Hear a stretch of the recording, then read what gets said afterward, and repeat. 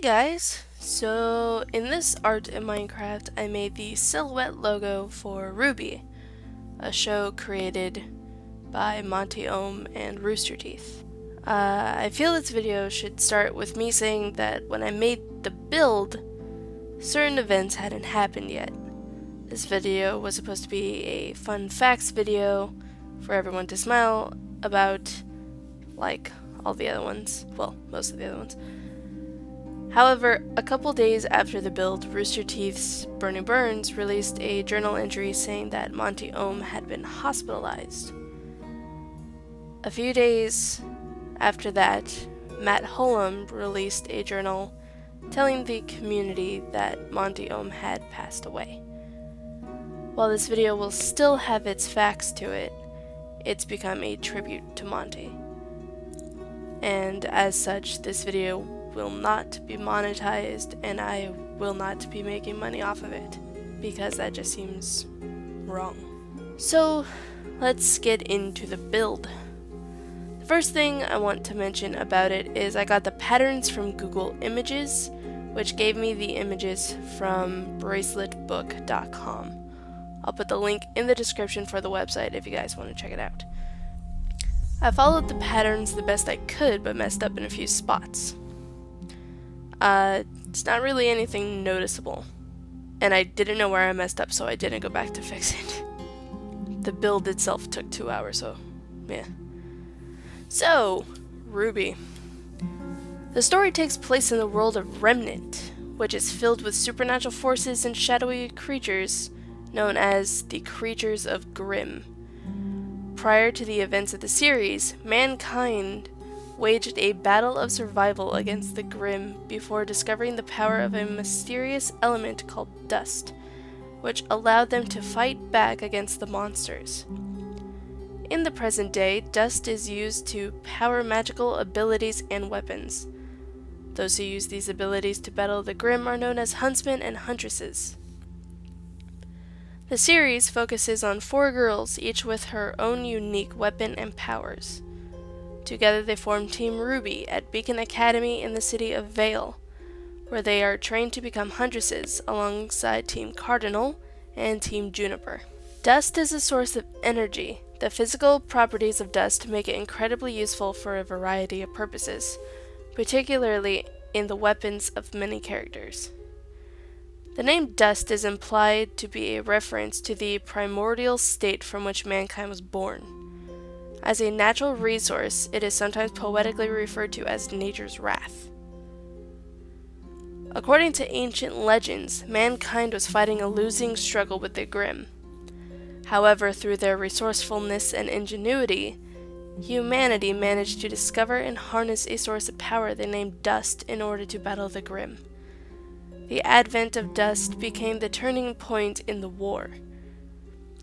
It would appear that after mankind drove back the Grimm and built civilizations, dust became integrated into everyday life within Remnant. Despite its widespread use and prevalence in society, humanity has yet to understand the origins or the implications of their involvement with dust. Huntsmen and huntresses are warriors who slay the creatures of Grimm and whose duty it is to uphold the peace of their world. Those who wish to become huntsmen and huntresses often first attend facilities like Sanctum or Signal Academy, which are designed to show new students the fundamentals of combat, weapon crafting, and the applications of dust and aura in the battlefield. Those who have honed their skills on their own, however, can skip this step and apply directly.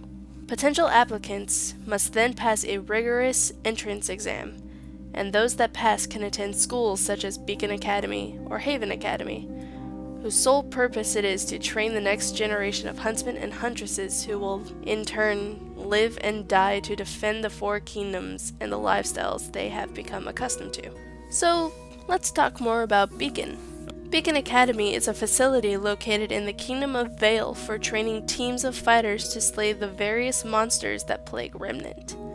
The academy is run by Headmaster Ozpin. Beacon is a residential boarding type school, with its students residing in the dormitories on the campus. The school seems to provide all living facilities, including hygiene, food, and laundry facilities. However, students are not restricted to the campus outside lessons and frequently spend their weekends in Vale. Beacon has a uniform that students may wear. The males wear black suits lined with gold, accompanied by a blue vest, a white shirt, and a red tie.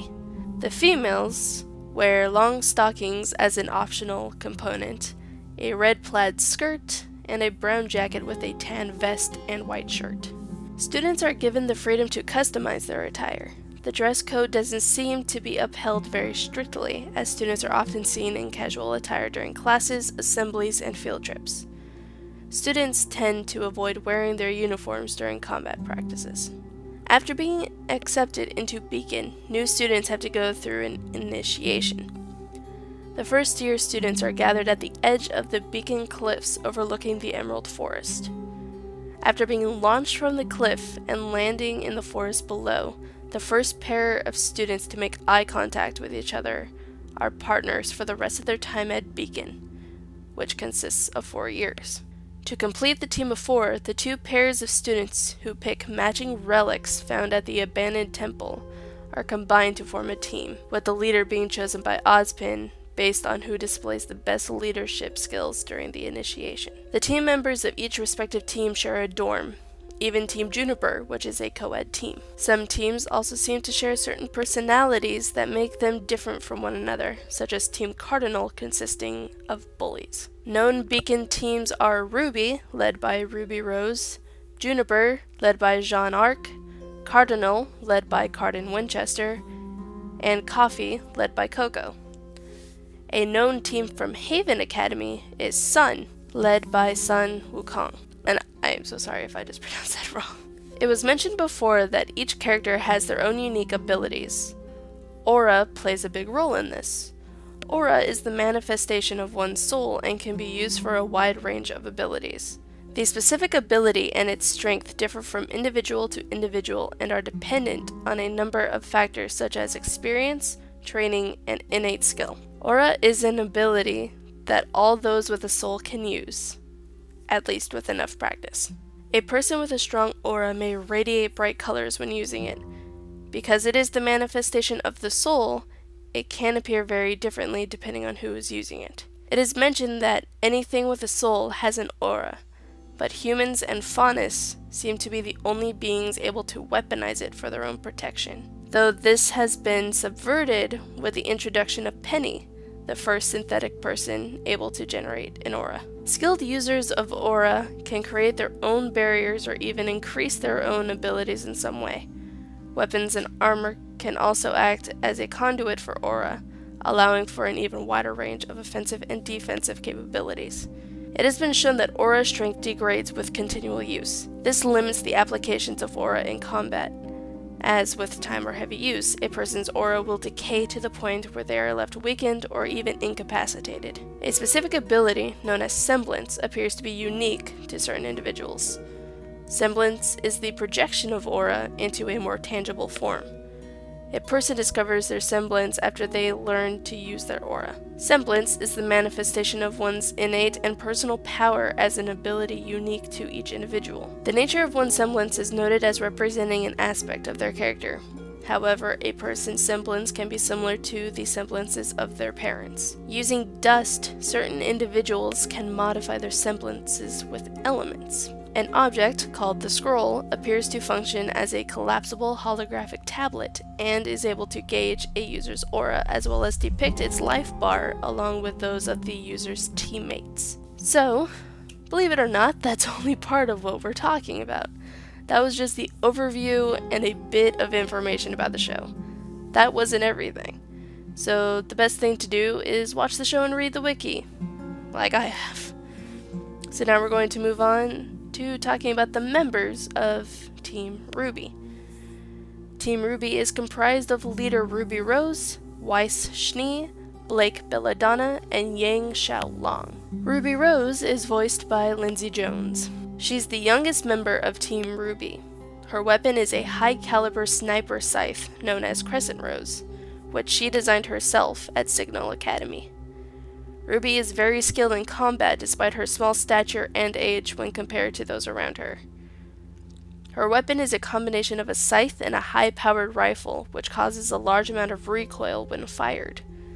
RWBY uses the recoil from Crescent Rose's shots to augment the speed and force of her strikes. However, she is also able to spin Crescent Rose with exemplary skill and power without the recoil, often executing chain attacks with this technique. Even without the use of special abilities, Crescent Rose is incredibly sharp. RWBY was able to cleanly slice through a large tree with a single non-recoil augmented blow, causing the tree to fall. She also uses the weapon itself as a platform from which to attack, shown when RWBY laid down completely on the handle of Crescent Rose while firing at opponents. Sometimes, she plans to fire the rifle from a stationary position. She twirls Crescent Rose's scythe tip into the ground to give her a monopod for stability, and a way to absorb the recoil that would otherwise cause RWBY to be thrown backwards. To add to her already impressive battle prowess, RWBY's semblance is speed. Because of this, she is able to move from place to place so quickly that she appears to be teleporting. Whenever she uses her semblance, she leaves a cloud of rose petals in her wake that quickly dissipates. RWBY has enhanced endurance, showing no signs of fatigue in battle. She is not without weakness, though. In contrast to her sister, RWBY's hand-to-hand capabilities are rather poor. Outside of combat, RWBY is skilled in machinery. Crescent Rose is the best example of this, as her scythe is a weapon of her own creation. Of course, her ability to analyze and make plans is the skill which landed her the position of leader in the first place. Her emblem is a fiery rose. Weiss Schnee is voiced by Kara Eberly. Her weapon is a multi-action dust rapier named Mertenester. Weiss is proficient in handling her weapon, demonstrating a high degree of swordsmanship when using it. It has a revolving chamber inside the guard to channel various types of dust for different effects. Weiss has used Mertenester to conjure fires to fend off a pack of Beowulfs, and, on several occasions, walls of ice crystals and sheets of ice on the ground. The only ability that seems consistent is her use of ice, mostly using it to trap opponents for a short while to either set up an attack or allow for a retreat. One of Weiss's most notable abilities is her semblance, which allows her to create glyphs that can be used in a variety of ways. With her glyphs, she can create a platform in mid-air, enabling her to engage in aerial combat with no need to return to ground level, or it can be used to simply slow her descent. While on the ground, she can also create glyphs that she uses to greatly increase her speed by launching herself in a particular direction, seemingly gliding across air for a short time. Weiss has also been seen using glyphs on her teammates. Despite seeming physically weaker in comparison to some of her teammates, her versatility more than makes up for this.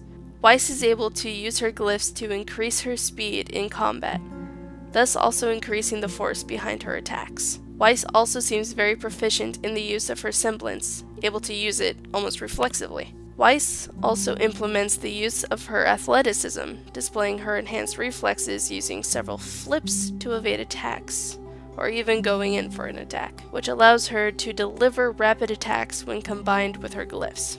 Weiss seems to have limited endurance. When the other three girls show no sign of fatigue, Weiss is exhausted. However, this may attribute to the repeated use of her semblance. The biggest sign of her lack of endurance is her inability to take heavy hits. Out of everyone on her team, she has been knocked out the most. Weiss's emblem is a snowflake. Blake Belladonna is voiced by Aaron Zeck. Her weapon is a variant ballistic chain scythe named Gamble's Shroud. Blake's most remarkable quality is her semblance, which allows her to create shadow clones. These clones can be used by Blake to either distract, shield, or hide herself from the enemy for a brief amount of time. Blake also shows above average agility, speed, and endurance as shown when fighting multiple enemies, yet maintaining motion and energy without fatigue. She also exhibits a high level of skill when handling Gamble's Shroud. She can slash away at opponents with startling speed and deflect incoming machine gun fire using just her blade. There are three forms of Gamble's Shroud. When sheathed, her weapon is able to slice opponents in two with its cleaver-like cover. However, when unsheathed, it becomes even deadlier, and Blake is able to use both blade and sheath in tandem against her opponents. She's also adept in using Gamble Shroud as a conduit for her aura, creating shockwave-like attacks of varying intensities in conjunction with her swings. These attacks have been shown to be extremely effective and versatile. She appears to be able to freely and quickly change the way she grips them. She can then fold the blade into a gun blade, which is attached to an extending ribbon, similar to the Japanese sickle and chain. Her technique with this form of Gamble Shroud is similar to RWBY's Crescent Rose. She uses the recoil from the gun attached to her blade to increase the speed of her attacks, and can slice multiple enemies with Gamble Shroud from the ground or in the air through a whirling attack. Additionally, she uses the momentum of the weapon on the ribbon as an anchor to maneuver herself in the air, and she can grapple other opponents or objects from medium range to bring them into melee distance. She is quite accurate as well. Being a faunus, Blake may possess the ability of night vision, granting her the ability to see proficiently well in the dark. Her emblem appears to be a belladonna flower. Blake is one example of a beacon entrant who is talented enough to pass the exam without attending a previous combat school. Yang Xiaolong is voiced by Barbara Dunkelman. Her weapon of choice is a pair of dual-ranged shot gauntlets named Ember Calica, and I'm basing that off of the Latin pronunciation of its origin word. Yang's fighting style has been shown as much more aggressive than the other members of her team, bearing resemblance to boxing and kickboxing. She is also quite agile. She seems to physically be the strongest of the team. Her strength is displayed on a number of occasions, such as when her punch sent a fully grown man several feet into the air and through a glass pillar without the enhancement of her weapon. On multiple occasions, she has created a shockwave with one punch, and one powerful enough to clear the area. Her semblance is drawing strength from getting hit. The limits and what the extent of her power would be if she were to actually be injured are currently unknown. Her level of durability is also noticeably high, as she was able to withstand a barrage of missiles from a bazooka exploding in front of her with little to no damage, merely being thrown back by the force. She was also able to withstand being hit through the roof and high into the air with no ill effects, only falling back through another hole in the roof a few minutes later and laughing about it. This high level of durability is possibly due to her semblance. Yang has also shown to have exceptional accuracy when firing her Ember Calica at incoming attacks and intercepting missiles from the bazooka mid-flight. In addition to her phenomenal level of sheer strength, Yang also possesses great reflexes. Her weapon is radically different compared to those used by the rest of Team RWBY, as the other weapons all include some sort of blade. Ember Calica can retract into wristlets. When she punches, she can shoot explosive rounds for moderate or short-ranged attacks. She can also use her Ember Calica as a form of armor when defending against attacks in unarmed combat. As she fights, her hair glows and catches on fire, and her eyes turn red as a side effect of her semblance. Yang's hair glows because some of her power comes from her hair, and the glow is a sign that she's charging her power. Yang has shown she is capable of controlling the level of her semblance during her fights. As the combat becomes more intense, she becomes faster and stronger as a result, and the fire in her hair appears. During the final state of her semblance, her eyes turn red and her fire is capable of bursting out of her. Her greatest strength is also her greatest weakness. Though Yang does get stronger from her anger and taking damage, her frustration can be taken advantage of by skilled opponents. Fighters well versed in dodging attacks and frustrating Yang can make her attacks predictable and easily avoided, making the added power useless. Her emblem is a heart on fire. At this time, I would like to say a huge thank you to Monty Ohm for creating the show and bringing so much creativity and inspiration to the staff and community of Rooster Teeth.